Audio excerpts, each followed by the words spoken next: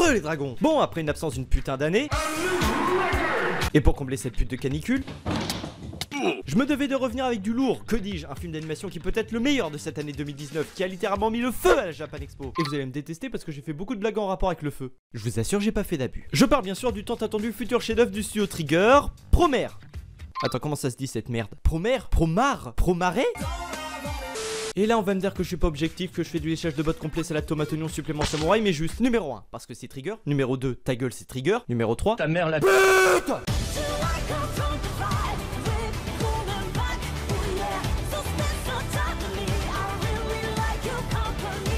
Promare est un film d'animation du studio Trigger, donc là déjà t'as de quoi être hype, et réalisé par un être supérieur. C'est très simple, il a taffé sur des choses plus efficaces que le Viagra. Ah gneu, tu sais qu'il y a d'autres films qui vont sortir, donc arrête de dire que c'est le meilleur.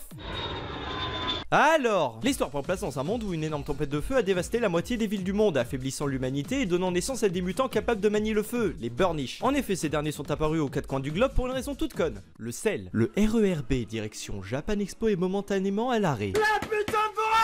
30 ans plus tard, un groupe de mutants terroristes nommés les Mad Burnish menace de dévaster à nouveau la planète. C'est alors qu'intervient la Burning Rescue, une équipe de pompiers qui ont pour but de neutraliser les Mad Burnish. Ah gneu, en fait c'est comme Fire Force, sauf qu'il y a des mechas. Du coup c'est original. Mais du coup ils doivent éteindre le feu, non? Parfaitement, Billy, ils ne feront pas long feu. Hey, bande de têtes brûlées, mon nom est Gallo Timos et vous êtes en état d'arrestation pour incendie criminel. C'était juste un barbug, bro, t'inquiète, y a pas le feu. Tu vas pas t'y mettre toi aussi? Bah quoi, il est complètement flambé. Suite à cette altercation, Gallo fera la rencontre de Lio, chef des Mad Burnish et personnage majeur de l'histoire, et qui a littéralement remis en cause mon orientation sexuelle. Oh boy, j'aurais mis ma main au feu que tu étais un homme. Je sais pas ce qui vous fait dire que je suis un homme, mais... C'est pas le moment de parler d'identité, on est en terre de feu là. Alors, je te prie d'arrêter ce genre de jeu de mots parce que ça devient franchement agaçant. Je vais te cuisiner un petit feu. Arrête. Ou un feu doux. Arrête. Tous les criminels que j'ai rencontrés, vous vous êtes clairement feu foulé. Donc, que penser de Promare? Eh bien, avant de mater le film, l'un des producteurs de l'anime ainsi qu'un message vidéo d'Imachine nous a dit grosso merdo: bon, tu débranches ta cervelle et tu fermes ta gueule. Et on obtient là un parfait mélange du savoir-faire de Gurren Lagann et de Kill la Kill. Sauf que là, ils ont fait flamber le budget. C'est avant tout de la bagarre, des visuels renversants et des musiques à couper le souffle multipliant l'épicness par l'infini. Les références à Gurren Lagann et Kill la Kill sont omniprésentes, que ce soit dans le nom des personnages, dans les designs des mechas ou même dans les répliques et gimmicks des personnages. Et le pire c'est qu'ils forcent. Là, vous l'avez. Ils n'y verront que du feu. Bah oui, c'est le croisement de bras de Philippe Etchebest, t'as cru quoi? Les combats sont très réussis avec une CGI pas magistrale mais clairement au-dessus de cette merde. C'est ce que j'appelle mettre le feu aux poudres.